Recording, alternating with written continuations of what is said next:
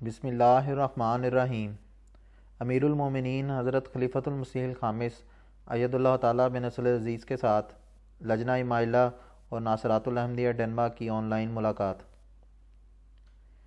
امام جماعت احمدیہ حضرت خلیفۃ المسیح الخامس اید اللہ تعالیٰ بن نصر عزیز کے ساتھ مورخہ 19 فروری 2023 کو جماعت احمدیہ ڈنمارک کی لجنہ مائلہ اور ناصرات الاحمدیہ کی آن لائن ملاقات ہوئی۔ حضور انور نے اس ملاقات کو اسلام آباد ٹلفرڈ میں قائم MTA اسٹوڈیو سے رونق بخشی، جبکہ مسجد نصرت جہاں کوپن ہیگن ڈنمارک سے لجنہ مائلہ اور ناصرات نے آن لائن شرکت کی۔ پروگرام کا آغاز تلاوت قرآن حکیم ماء اردو ترجمہ سے ہوا۔ اس کے بعد حدیث ماء اردو ترجمہ پیش کی گئی۔ بعد ازاں حضرت مسیح موعود علیہ السلام کا ایک اقتباس پیش کیا گیا۔ اس کے بعد مختلف امور پر لجنہ مائلہ اور ناصرات کو حضور انور سے سوالات کرنے کا موقع ملا۔ ایک ناصرہ نے سوال کیا کہ ایک حدیث میں آتا ہے کہ اللہ تعالیٰ نے فرمایا ہے کہ اگر میں حضرت محمد صلی اللہ علیہ وآلہ وسلم کو نہ پیدا کرتا تو پھر میں اس دنیا کو نہ پیدا کرتا۔ اس کا کیا مطلب ہے اور ایسا کیوں فرمایا گیا ہے؟ اس پر حضور انور نے فرمایا کہ اس کا مطلب یہ ہے کہ اللہ تعالیٰ کو حضرت صلی اللہ علیہ وآلہ وسلم بہت پیارے تھے اور اللہ تعالیٰ نے آپ کو کامل انسان بنایا۔ اللہ نے کہا کہ دنیا میں کوئی بھی پرفیکٹ انسان نہیں سوائے ایک کے جو حضرت محمد رسول اللہ صلی اللہ علیہ وآلہ وسلم ہیں، اور انسان کے لحاظ سے بھی آپ کو کامل بنایا، شریعت کے لحاظ سے بھی آپ کو کامل بنایا، اور دنیا کی ہدایت کے لیے بھی آپ کی ہدایت کو کامل بنایا۔ تو اللہ تعالیٰ اپنی قدرت کا نمونہ دکھانا چاہتا تھا کہ یہ میری قدرت ہے کہ میں اس انسان کو کامل اور مکمل بنا دوں۔ کسی بھی چیز کو بنانے کا مقصد بے فائدہ نہیں ہوتا۔ اللہ تعالیٰ نے مخلوق بنائی اور پھر انسان کو بنایا اور ساری مخلوق کو اس کے تابع کر دیا۔ اس کا مطلب یہ ہے کہ اللہ تعالیٰ کو حضرت صلی اللہ علیہ وآلہ وسلم سے اتنا پیار تھا کہ اس نے اپنے پیار کا اظہار کیا کہ میں نے دنیا ہی اس لیے بنائی ہے کہ حضرت صلی اللہ علیہ وآلہ وسلم جیسا انسان دنیا میں پیدا کروں، پھر دنیا اس کو دیکھے، ان کی شریعت پر عمل کرے، ان کے نقش قدم پہ چلے، ان کی سنت پہ عمل کرے۔ یہ ایسا کامل اور مکمل انسان ہے جس کے پیچھے چل کے تم اللہ تعالیٰ کا پیار حاصل کر سکتے ہو۔ اگر یہ نہیں تو تمہارا اس دنیا میں آنا بھی بے فائدہ اور فضول ہے، پھر اس دنیا کا کوئی مقصد نہیں رہتا۔ دوسری جگہ اللہ تعالیٰ نے فرمایا کہ اس نے جن و انس کو عبادت کے لیے پیدا کیا۔ وَمَا خَلَقْتُ الْجِنَّ وَالْإِنسَ إِلَّا لِيَعْبُدُونِ۔ انسان کو عبادت کے لیے پیدا کیا، جنوں کو عبادت کے لیے پیدا کیا، اور اس کے اعلیٰ ترین معیار حضرت صلی اللہ علیہ وآلہ وسلم نے قائم فرمائے اور آپ نے ہمیں بتائے۔ دنیا کی پیدائش کا مقصد ہمیشہ سامنے رکھو، حضرت صلی اللہ علیہ وآلہ وسلم کے اسوہ پر چلو، ان کی شریعت پر عمل کرو۔ اللہ تعالیٰ کہتا ہے کہ دیکھو میں نے کیسا کامل انسان بنا کے تمہارے سامنے نمونے کے طور پر پیش کر دیا۔ اگر تم یہ سمجھ جاؤ تبھی تمہاری زندگی کامیاب ہے، نہیں تو تمہاری زندگی بے فائدہ ہے۔ میں اس دنیا کو پیدا ہی نہ کرتا اگر میرا یہ مقصد نہ ہوتا کہ انسان اپنے اعلیٰ معیار کو حاصل کرے۔ ایک سوال کرنے والی نے عرض کیا کہ رات کو اکثر مجھے خوف آتا ہے، اور اس حوالے سے حضور انور سے دریافت کیا کہ وہ کون سی دعا پڑھا کریں۔ اس پر حضور نے فرمایا کہ سونے سے پہلے کی دعا یاد کرو اور اللہ تعالیٰ سے دعا کرو کہ مجھے اپنی حفاظت میں رکھے۔ حضور نے استفسار فرمایا کہ کیا آیت الکرسی یاد ہے؟ جس پر موصوفہ نے عرض کی کہ وہ ابھی وہ یاد کر رہی ہیں۔ اس پر حضور انور نے فرمایا کہ اسے یاد کر کے رات کو پڑھا کرو۔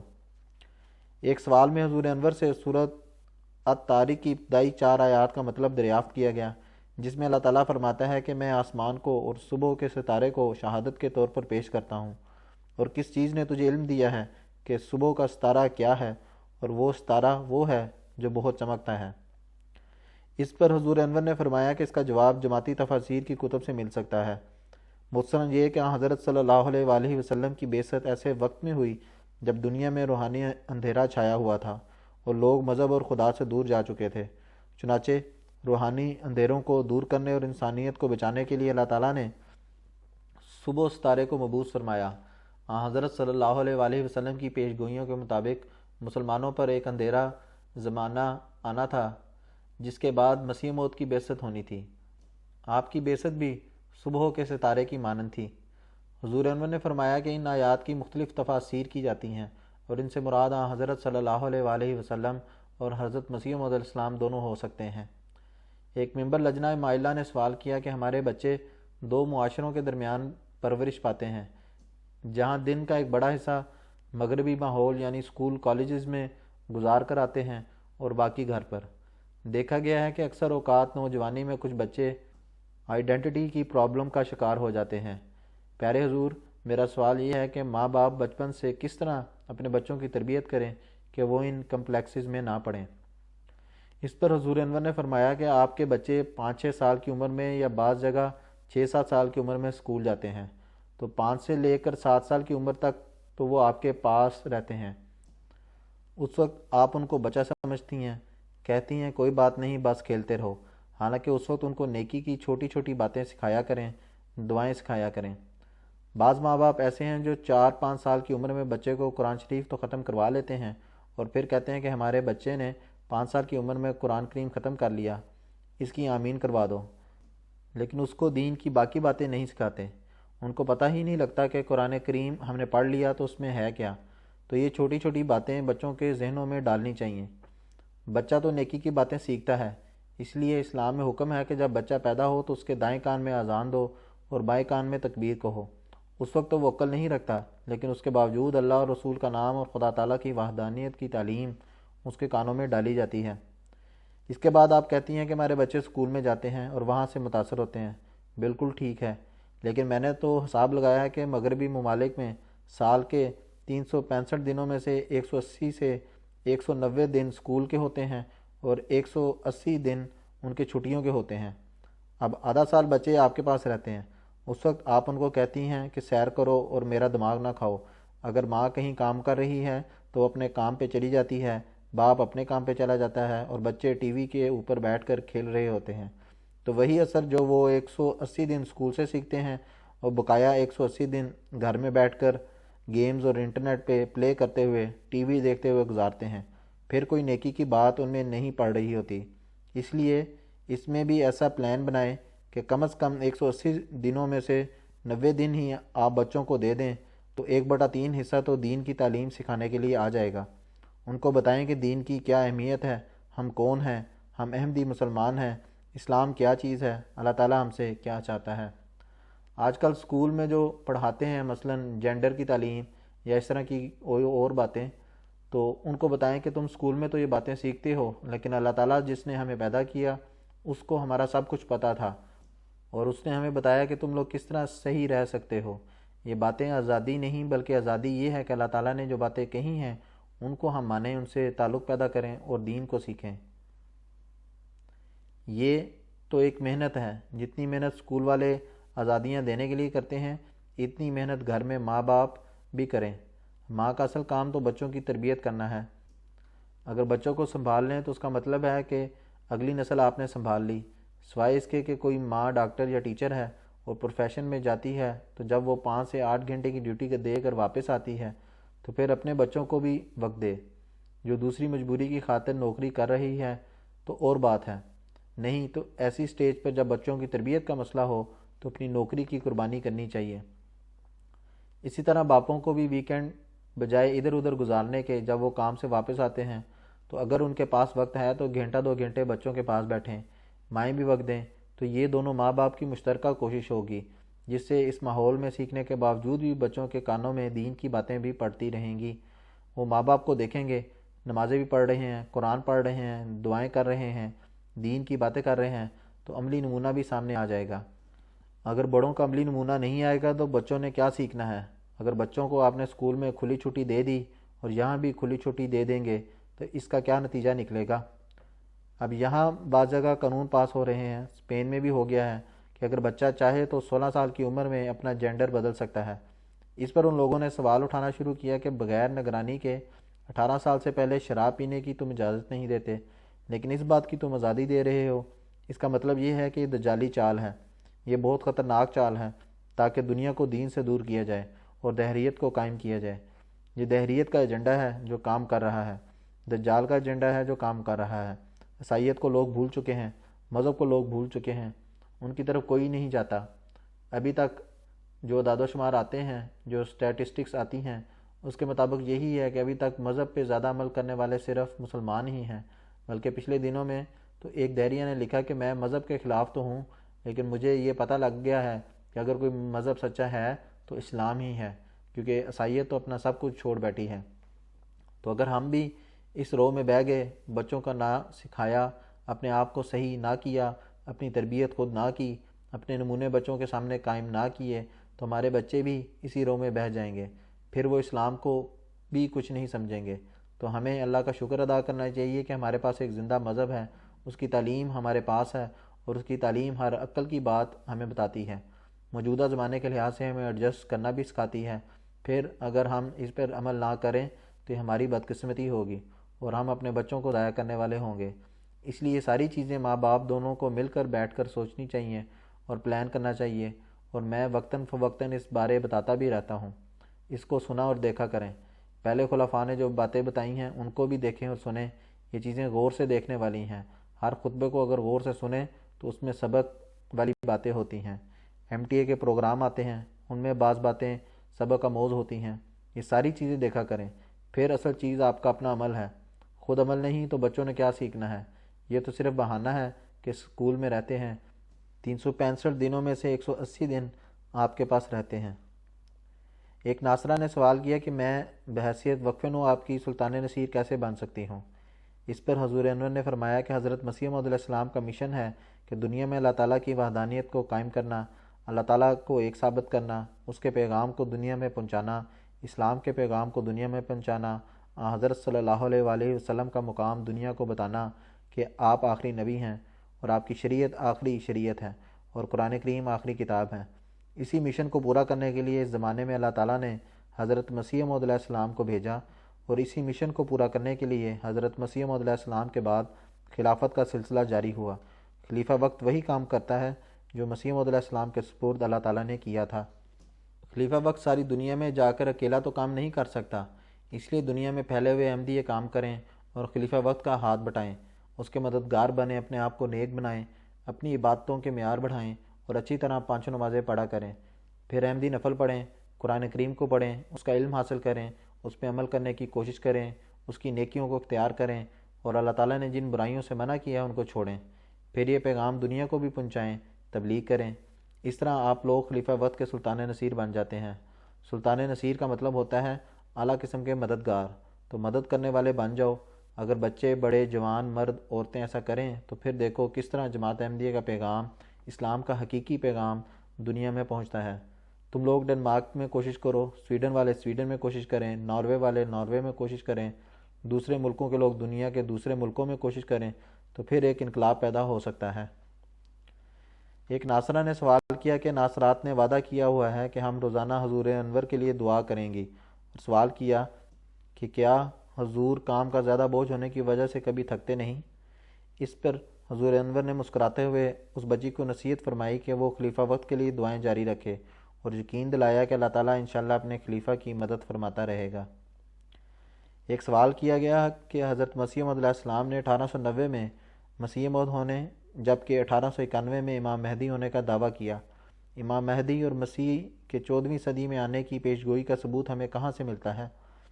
اس پر حضور انور نے بعض احادیث کی طرف اشارہ فرمایا اور سوال کرنے والے کو احادیث کے مطالعے کی طرف توجہ دلائی، اور استفسار فرمایا کہ کیا ان کے پاس کتاب حدیقۃ الصالحین ہے؟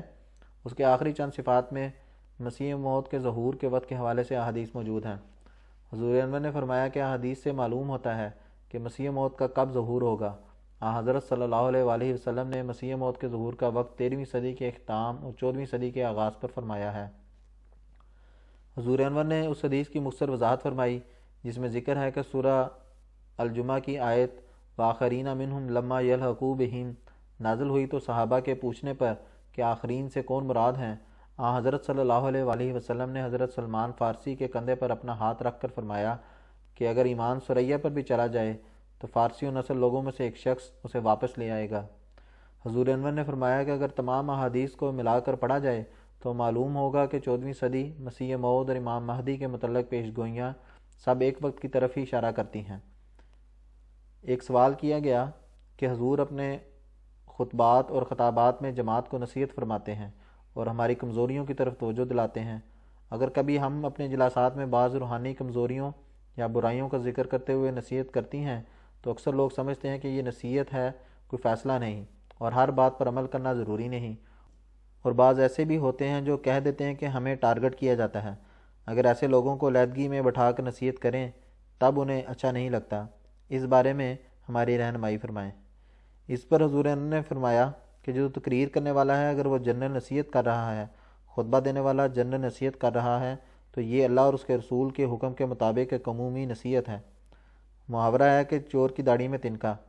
اب اگر ایک شخص میں یہ کمزوریاں پائی جاتی ہیں تو وہ کہہ دے کہ نہیں، مجھے ہی تم نے ٹارگٹ کیا ہے کیونکہ میرے اندر یہ کمزوریاں پائی جاتی ہیں، تو یہ اس کی کم ظرفی یا بیوقوفی ہے جو ایسی باتیں کر رہا ہے۔ حالانکہ نصیحت تو مجموعی طور پر کی جا رہی ہے، اور اگر اس میں کمزوریاں ہیں تو اس سے تو سبق سیکھنا چاہیے، اس کو اللہ کا اور اس کے بندے کا شکر ادا کرنا چاہیے کہ اس نے مجھے اس طرف توجہ دلائی تاکہ میں صحیح احمدی مسلمان بن جاؤں۔ کئی لوگ مجھے خط لکھتے ہیں کہ آپ جب خود بات دے رہے ہوتے ہیں تو بعض دفعہ تاریخی باتوں میں ہی بہت ساری ایسی باتیں آ جاتی ہیں کہ لگتا ہے آپ ہمارے متعلق بات کر رہے ہیں اور ہماری اصلاح کی کوشش کر رہے ہیں، اور جب ہم اپنے جائزے لیتے ہیں تو شرم آتی ہے اور ہم اپنی اصلاح کی کوشش کرتے ہیں۔ تو ایسے لوگ بھی ہیں جو سبق لینے کی کوشش کرتے ہیں، لیکن جو ڈھیٹ ہیں، جن پہ کسی بات کا اثر نہیں ہوتا اور انہوں نے دوسرے پہ الزام دیتے رہنا ہے، ان کو آپ جو مرضی کہہ لیں ان پہ اثر ہی نہیں ہوگا۔ ان کے لیے پھر دعا ہی کر سکتے ہیں کہ اللہ تعالیٰ ان کو عقل دے اور سمجھ دے، اور ان کو یہ سمجھنے کی توفیق دے کہ وہ حقیقی احمدی بن جائیں۔ نصیحت کرنے والا، تقریر کرنے والا یا کوئی اگر مرد ہے تو امام یا مربی جو خطبہ دینے والا ہے، اگر وہ تقویٰ سے کام لیتے ہوئے خطبے میں باتیں کر رہا ہے تو پہلے وہ دعا کر کے جائے کہ اللہ تعالیٰ میری زبان میں تاثیر رکھ دے کہ میں جو بھی کہوں اس پہ لوگوں کو عمل کرنے کی توفیق ملے، اس کو غور سے سن سکیں اور اس کا دل پہ اثر ہو، اور پھر بعد میں بھی دعا کریں کہ اللہ تعالیٰ ان کے دلوں پہ ان باتوں کا اثر ڈالے اور ہم ایک نیک جماعت بن جائیں، وہ جماعت بن جائیں جو حضرت مسیح موعود علیہ السلام ہمیں بنانا چاہتے تھے۔ حضرت مسیح موعود علیہ السلام نے بے شمار جگہ بعض امور کے متعلق لکھا ہے۔ اس زمانے میں بھی بعض باتیں ہو جاتی تھیں جن پر آپ علیہ السلام نے بڑی ناراضگی کا اظہار فرمایا، تو یہ کہنا کہ یہ صرف نصیحت ہے درست نہیں۔ اب نماز ادا کرنے اور قرآن شریف پڑھنے کا حکم ہے، لوگ کہہ دیں گے کہ یہ تو نصیحت کی تھی، ضروری تو نہیں کہ ہم نماز پڑھیں۔ اللہ تعالیٰ تو کہتا ہے کہ میں نے انسان کو عبادت کے لیے ہی پیدا کیا ہے، اب عبادت کی طرف توجہ دلاؤ تو کہہ دیتے ہیں کہ یہ ہمارا ذاتی معاملہ ہے۔ اگر انسان کا نماز پڑھنا یا نہ پڑھنا اتنا ہی ذاتی معاملہ ہے تو حضرت صلی اللہ علیہ وآلہ وسلم نے یہ کیوں فرمایا کہ میرا دل چاہتا ہے جو عشاء کی نماز پہ نہیں آتے ان کے گھروں کو جا کے آگ لگا دوں؟ کوئی مقصد ہے؟ ورنہ آپ تو رحمت للعالمین ہیں، آپ یہ تو نہیں کہہ سکتے کہ جو نمازیں نہیں پڑھتا اس کو میں سزا دوں۔ آپ تو ہر ایک کے لیے رحمت اور شفقت تھے۔ یہ چیزیں بتاتی ہیں کہ انسان کو نصیحت کرنا ضروری ہے، اور جن کو نصیحت کی جاتی ہے ان کو بھی ذاتیات پہ نہیں آ جانا چاہیے، بلکہ ان باتوں پہ غور کرنا اور سمجھنا چاہیے۔ اگر کسی کے ان سے اچھے تعلقات ہیں تو ان کے ذریعے سمجھائیں، نہیں تو پھر عہدیداروں کو، لجنہ کے عہدیداروں کو بھی اور مرد عہدیداروں کو بھی ایسے لوگوں سے اچھے تعلقات بنانے چاہیے، ان سے ذاتی تعلق پیدا کریں، پھر ان کے گھروں میں جا کر ان کو سمجھائیں کہ ہمارا مقصد کیا ہے۔ ہم نے اس زمانے میں حضرت مسیح موعود علیہ السلام کی بیعت کی ہے، اس لیے کی ہے کہ اسلام کی حقیقی تعلیم کو اپنے اوپر بھی لاگو کریں اور دنیا میں بھی رائج کریں۔ اس کے لیے جو کوشش ہے وہ تو ہم نے ہی کرنی ہے۔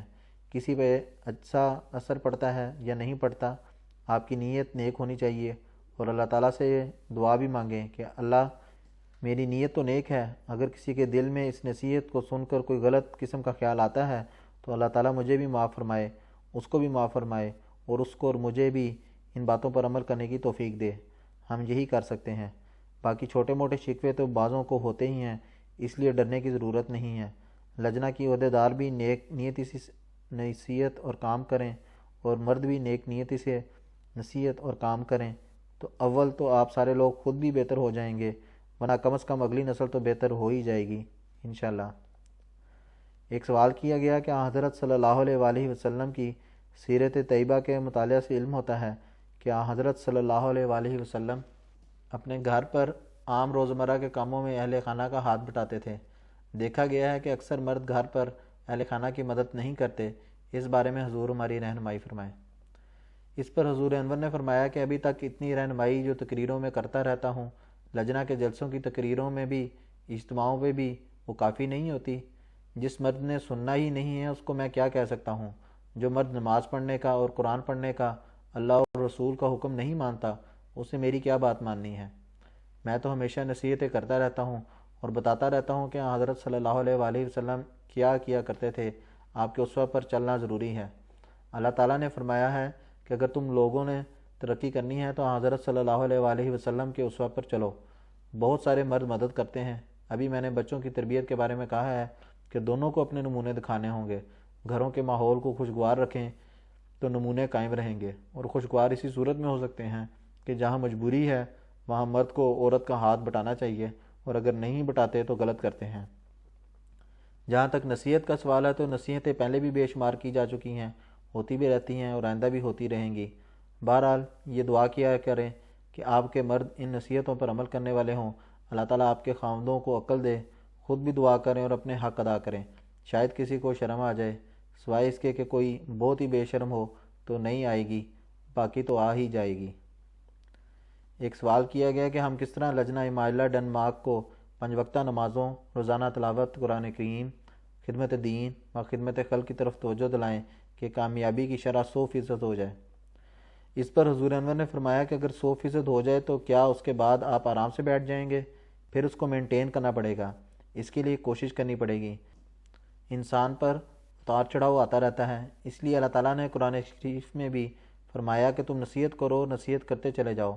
حضرت صلی اللہ علیہ وآلہ وسلم کا بھی یہی حکم تھا۔ سارے مسلمان یا صحابہ حضرت صلی اللہ علیہ وآلہ وسلم کے زمانے میں بھی ایک معیار کے تو نہیں تھے، ان میں کمزوریاں بھی ہوتی تھیں، لیکن پھر بھی ہمارے لحاظ سے ان کے معیار بہت بلند تھے۔ قرآن شریف نے جو حکم دیے وہ اس لیے دیے کہ کمزوریاں اور اتار چڑھاؤ آتے رہیں گے۔ ہمارا کام یہ ہے کہ نصیحت کرتے چلے جانا، کوشش کرتے چلے جانا، اور 100% ٹارگٹ کو حاصل کرنے کی کوشش کرنا، اور ساتھ ساتھ اللہ تعالیٰ سے دعا بھی کرنا۔ اگر 100% شرح نہیں بھی ہے تو کم از کم نمازیں پڑھنے والے تو 100% ہونے چاہیے، یہ تو مسلمان کا کم از کم معیار ہے۔ پھر قرآن شریف پڑھیں گی، اس پر عمل کریں گی۔ اصل میں دنیا داری زیادہ ہو گئی ہے۔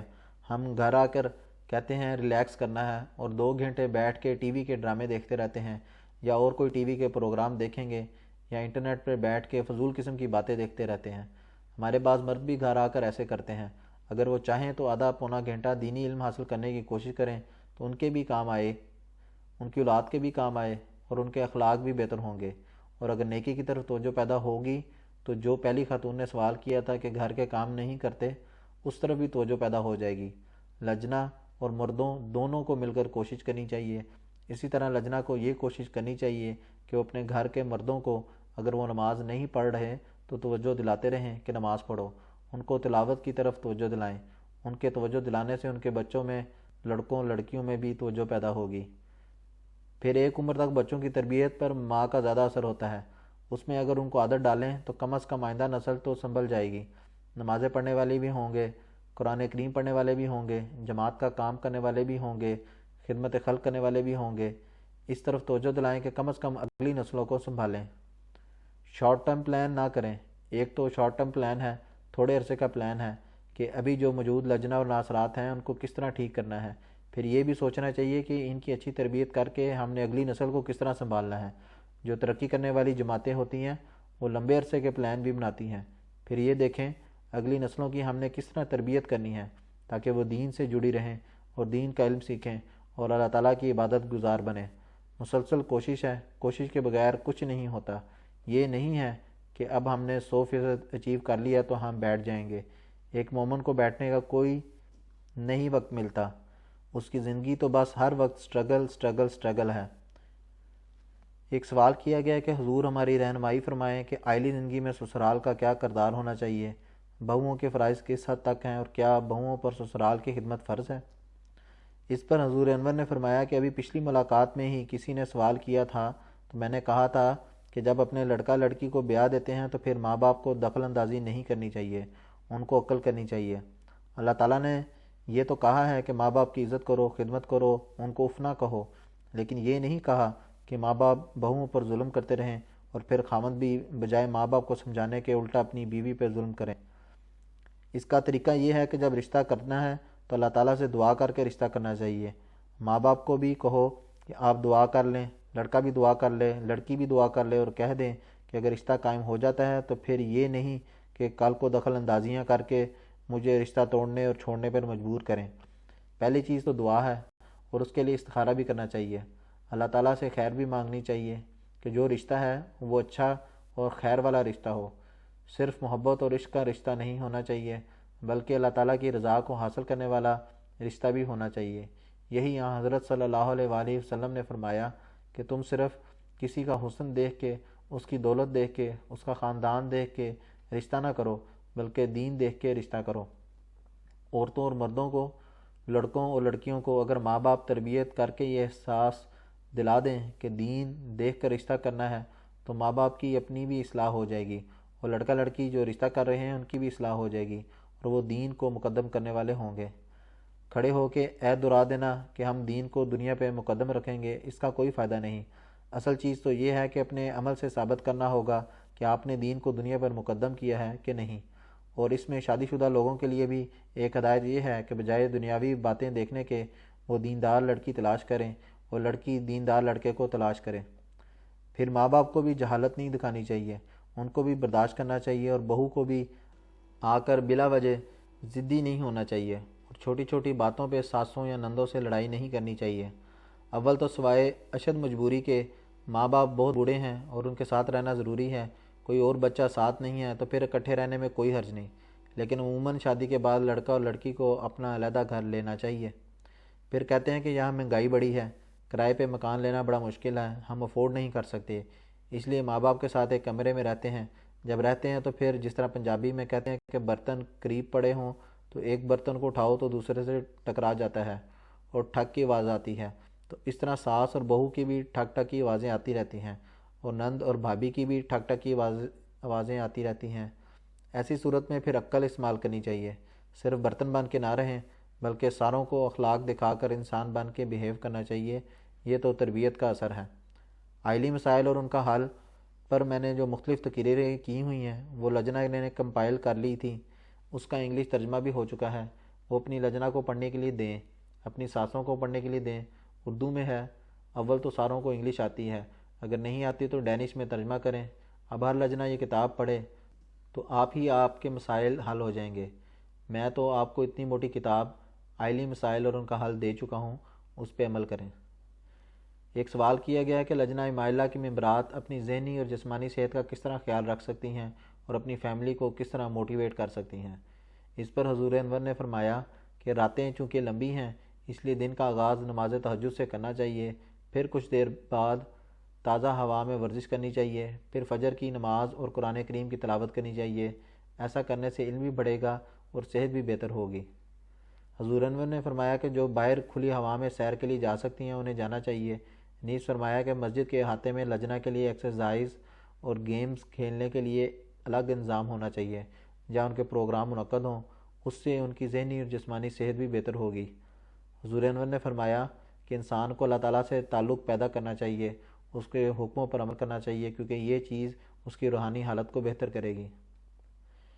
ایک ممبر لجنہ نے سوال کیا کہ گورنمنٹ کی طرف سے نقاب پہننے پر پابندی ہے، لیکن بعض خواتین مسجد، شادی یا کسی اور تقریب میں شمولیت کے وقت میک اپ کرتی ہیں، اس حوالے سے حضور کیا رہنمائی فرمائیں گے؟ اس پر حضور انور نے فرمایا کہ کیا مسجد آتے وقت میک اپ کرنا لازمی ہے؟ ایسے مواقع پر میک اپ کرنا چھوڑا بھی جا سکتا ہے، یا پھر اگر اتنا ضروری ہے تو اپنے ساتھ ایک چھوٹا شیشہ رکھ لیں اور وہیں فنکشن پہ لپسٹک لگا لیا کریں۔ حضور انور نے فرمایا کہ جو مسجد آتی ہیں وہ دینی پروگرام میں شامل ہونے کے لیے آتی ہیں، نہ کہ اپنا میک اپ دکھانے۔ ملاقات کے آخر میں حضور انور نے تمام شاملین کو فرمایا، السلام علیکم ورحمۃ اللہ۔ آواز ابو عبیر۔